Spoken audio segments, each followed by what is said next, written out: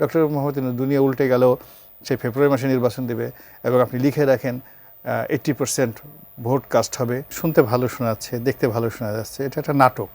ইসির কর্মকর্তারা কোনো ব্যক্তি বা দলের পক্ষে থাকবেন না, এটি ওয়াদা করিয়েছেন আজকে সিইসি। তার প্রেক্ষিতে সিইসির আরেকটি বিষয় নিয়ে একটু কথা বলতে চাই। তিনি বলেছেন যে বর্তমান পরিস্থিতিতে বাংলাদেশে কাজ করা অত্যন্ত চ্যালেঞ্জের বলে তিনি মন্তব্য করেছেন এবং বলেছেন যে বাংলাদেশে কাজ করা খুবই ডিফিকাল্ট, পার্টিকুলারলি যে অবস্থার মধ্য দিয়ে দেশটা যাচ্ছে, আপনি কাজ আদায় করে নেওয়া কিছু কিছু পক্ষের লোকের জন্য খুবই সুবিধা আর বেশিরভাগ পক্ষের লোকের জন্য ডিফিকাল্ট। এই সিচুয়েশনে এখন দেশ দাঁড়িয়ে আছে। এই যে ওয়াদা করিয়ে নিলেন, এটি আসলে কতটুকু, মানে এই ওয়াদা কতটুকু কাজে লাগবে বলে মনে করছেন? না, এটা কোনো কাজে না। এটি শুনতে ভালো শোনাচ্ছে, দেখতে ভালো শোনা যাচ্ছে, এটা একটা নাটক, জাস্ট একটা নাটক। কিন্তু বাস্তবতা হলো যে একটা সুন্দর নির্বাচন অনুষ্ঠান করা, নিরপেক্ষভাবে ভোটারদেরকে আনা, ভোট গ্রহণ করা, এবং সেখানে আমাদের যে ইসির যে কার্যক্ষমতা, সক্ষমতা এবং তার যে অংশগ্রহণ, পুরো নির্বাচন প্রক্রিয়াতে 5%, নট মোর দ্যান দ্যাট। বাকি 95% নির্ভর করে রাজনৈতিক দলগুলোর সদিচ্ছা, স্থানীয় প্রশাসনের যাকে বলে সিরিয়াসনেস এবং দেশের সার্বিক অবস্থা। নির্বাচনটি যদি খুব অংশগ্রহণমূলক হয়, উৎসবমুখর হয়, ভোটাররা সবাই স্বতঃস্ফূর্তভাবে ভোট দিতে আসেন, তো সেখানে আসলে ইসি চাইলেও কিছু করতে পারবে না, না চাইলেও কিছু করতে পারবে না।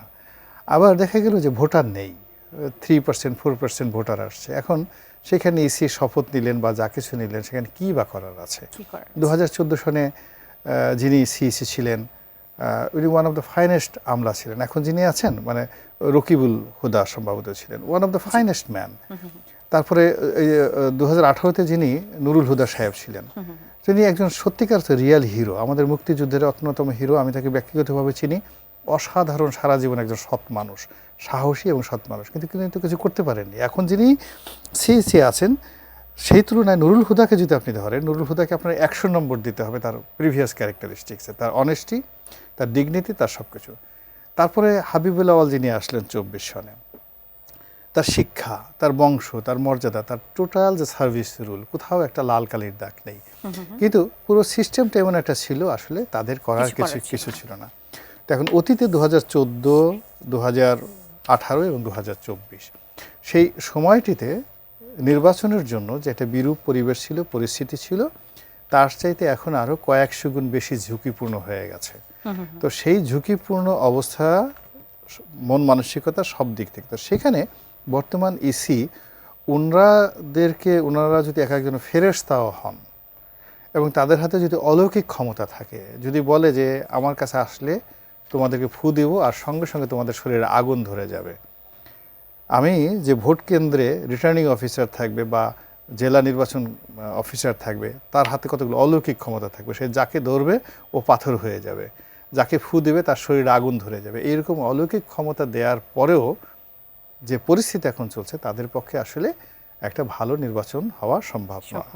এখন আপনি বিশেষ না, যদি তার হাতে এই সিসি সাহেবকে যদি বলা হয় যে অমুক তারিখে আপনারা 80% ভোটার লোক ভোট কেন্দ্রে আসবেন, যদি না আসেন, তাহলে আমি যদি একটা ফু দেই, আপনাদের সবার পা পাথর হয়ে যাবে, অথবা আপনারা সবাই মৎস্যকুমারী হয়ে যাবেন বা মৎস্যকুমার হয়ে যাবেন, নিচের অর্ধাংশ মাছের মতো হয়ে যাবে, উপরের অংশ মানুষের মতো থাকবে। এইটা যদি প্র্যাকটিক্যালি 250,000 লোক এরকম করে দেওয়া হয়, তারপরে লোক আসবে না নির্বাচনের মাঠে, যদি না নির্বাচনের পরিবেশ তৈরি না হয়। কিন্তু এখন যে অবস্থা হয়ে গেছে, বিশ্বাস করেন, একটা সুন্দর নির্বাচন হতে পারে, একটা নির্দিষ্ট সময় একটা নির্বাচন হবে, জনগণ ভোট কেন্দ্রে আসবে, এটা এদেশের কোনো বদ্ধ উন্মাদ বিশ্বাস করে না। এটা হলো বাস্তবতা। বরং যদি বলা হয়, আপনি সন্দেহের কথা বলেন, হবে না, সবাই বলে যে হ্যাঁ আমারও তাই মনে হয়। তারপরে যদি বলে যে নির্বাচনের ঝুঁকি আছে, আমারও তাই মনে হয়। তারেক রহমান সাহেব বোধহয় আসবে না, এই বারবার আসার কথা বলছে, বোধহয় আসবে না। ইনুস সাহেব বোধহয় যাবে না, সে বোধহয় দীর্ঘদিন থাকবে। আপনি যখন কনফিউজিং যে কথাগুলো বলবেন, মুহূর্তের মধ্যে আপনি মানে 90% লোক আপনাকে সমর্থন দেবে, 90%। কিন্তু আপনি যখন খুব সার্টেন কথা বলবেন যে না, ডক্টর মোহাম্মদ ইউনূস দুনিয়া উল্টে গেল, সে ফেব্রুয়ারি মাসে নির্বাচন দেবে, এবং আপনি লিখে রাখেন 80% ভোট কাস্ট হবে, যে যার মতো স্বাধীনভাবে ভোট দেবে এবং ইতিহাসের সবচেয়ে একটা সুন্দর নির্বাচন হবে। আর বর্তমান সিইসি উনি খুব ভালো মানুষ, অনেস্ট মানুষ, উনি জীবিত থাকতে পূবের চাঁদ পশ্চিমে উঠতে পারে, কিন্তু ওনার অধীনে একটা ফল কখনো এদিক ওদিক হবে না। আপনি সারা বাংলাদেশে 10% লোক পাবেন না আপনার এই বিশ্বাস কথার করবে। যাকে বিশ্বাস করবে, সমর্থন দেবে। তো এইরকম একটি অবস্থা হলো কি, একটা সূত্রই আছে, যখন কোনো একটা কাজ আপনি শুরু করেন, শুরু করার সময়টাতে যদি আপনার সন্দেহ হয় যে এটা ত্রুটি আছে বা এটা হবে না, আপনার জীবনের শেষ প্রান্তে হলে ওই ঘটনাটাই ঘটবে।